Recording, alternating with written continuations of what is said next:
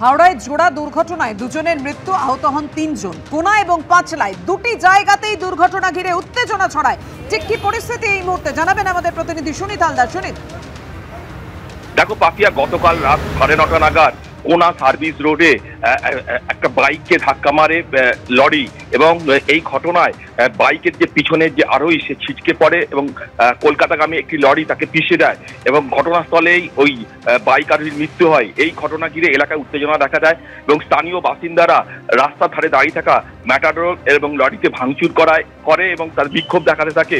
এই ঘটনার কিছুক্ষণ মধ্যেই পাঁচলায় রানীহাটি মোড়ে 16 নম্বর জাতীয় সড়কে আরেকটি দুর্ঘটনা ঘটে, যেটা জানা যাচ্ছে যে ঈদের কেনাকাটার পর যখন বাইকে করে 3 জন ফিরছিল, একজন বাইক থেকে পড়ে গেলে পেছন থেকে লরি এসে তাকে পিষে দেয় এবং এই ঘটনাস্থলেই এক কিশোরীর মৃত্যু হয়। ওই মৃতদেহ আটকে রেখে 16 নম্বর জাতীয় সড়ক অবরোধ করে স্থানীয় বাসিন্দারা বিক্ষোভ দেখান।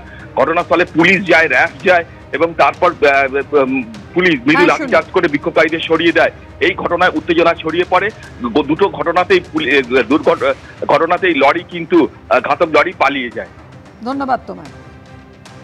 তৃণমূলের শিক্ষক নেতা শেখ সিরাজুল ইসলামকে বরখাস্তের নির্দেশ দিলেন বিচারপতি রাজাশেখর মান্থার ডিভিশন বেঞ্চ। হাওড়া স্কুলের শিক্ষক নেতা দুর্নীতি করে চাকরি পেয়েছেন, কোনোভাবেই চাকরিতে রাখা যায় না পর্যবেক্ষণ বিচারপতি মান্থার। এর আগে নিয়োগ দুর্নীতি মামলায় তার বিরুদ্ধে এফআইআর করার নির্দেশ দিয়েছিলেন বিচারপতি বিশ্বজিৎ বসু। এবার ঠিক কি নির্দেশ দিলেন বিচারপতি, কথা বলবো। আমাদের সঙ্গে রয়েছেন আমাদের প্রতিনিধি সৌভিক মজুমদার।